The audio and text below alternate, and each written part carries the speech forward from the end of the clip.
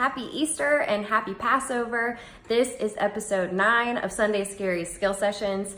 And tonight I'm going to be spending a little bit of time talking about how to feel your feelings. I know that may sound a little bit simple to some people, but I think as therapists, sometimes we can underestimate just how difficult that really can be if you're not used to doing that. So I wanted to give a couple tips for how to do that effectively.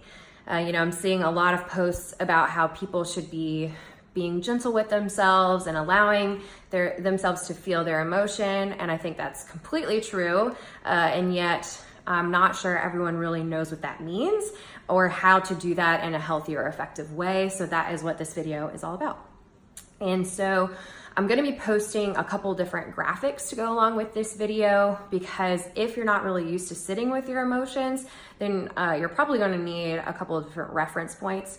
So I'm going to be posting 3 things. One is just a graphic that will go through the steps that I'll be talking about in the video. The second is something called the feelings wheel, which is exactly what it sounds like. It's a big circle of the common emotions that we experience. And then the third thing is going to be a list of needs that we have as humans. So hopefully those things together paired with this video will help y'all start to develop this skill. So the first thing with feeling your feelings is that you have to be aware that you're feeling something at all.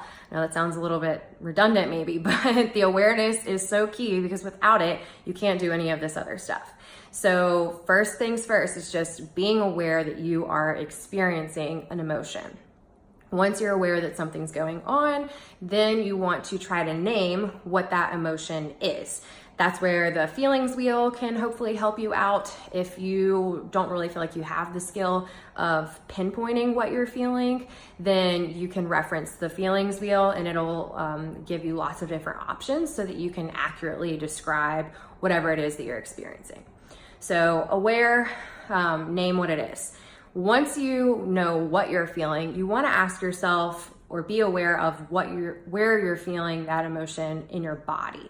So all emotions are going to bring about physical sensations. And once you start to identify what those patterns are for you, they can vary from person to person. But once you know what physical sensations come along with your emotions, then at some point you won't need the feelings wheel. You'll know that, okay, when I feel anxious, my chest feels really tight and my hands start to get sweaty. That's actually true. Those are my sensations for anxiety. So I know when those things are paired together, I know exactly what it is that I'm feeling. Okay, so once you start to identify those patterns for yourself, you will no longer need to be referencing the feelings wheel, hopefully. So being aware, naming what you're feeling, just describing the sensation that's coming along with the feeling in your body. And then you want to ask yourself, what is this emotion trying to tell me or teach me?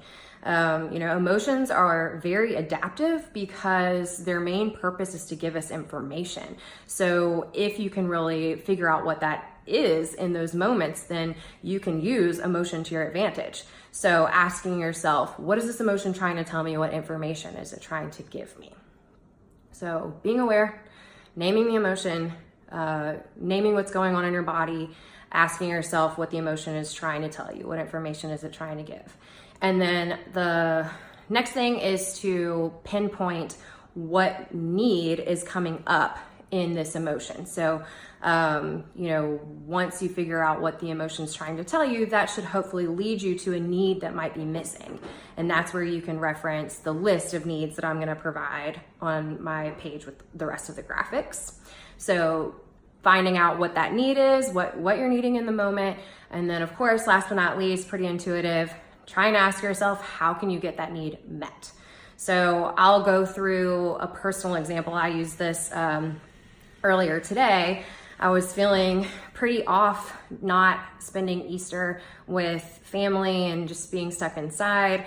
And so first thing was just being aware that I was feeling off. And then second was naming what my emotion was. It was sort of a combination of sadness and homesickness and nostalgia even. So named those emotions, where I felt them in my body. It was sort of like my throat was a little bit tight and kind of had like a pit in my stomach. And so named that. And then once I asked myself, what is this trying to tell me? I kind of have a tendency to grin and bear it through things and not really reach out and ask for help. So once I sat with this emotion and asked that question, I pretty quickly came to the answer that this emotion is trying to tell me that this is a chance for you to do that. This is a chance for you to rely on your support system, ask for some help. In other words, like, you can't do this alone. This is a global pandemic. Hello. So understanding that was helpful. Once I had that understanding, then I moved on to, okay, what am I needing? And that came pretty quickly after realizing what lesson it's trying to teach me. It was that I needed some support. I needed some connection. So once I figured that out, I was able to, do some FaceTimes, call my family, call my friends.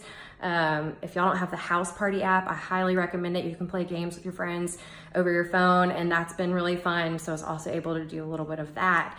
And it's still sad. I still feel a little bit of that sadness, but I was able to feel those feelings effectively because I was aware of what it was stirring up. So I wasn't just sitting with the feeling being uncomfortable all day. I was sitting with the feeling with an awareness of what was really going on in my mind, in my body.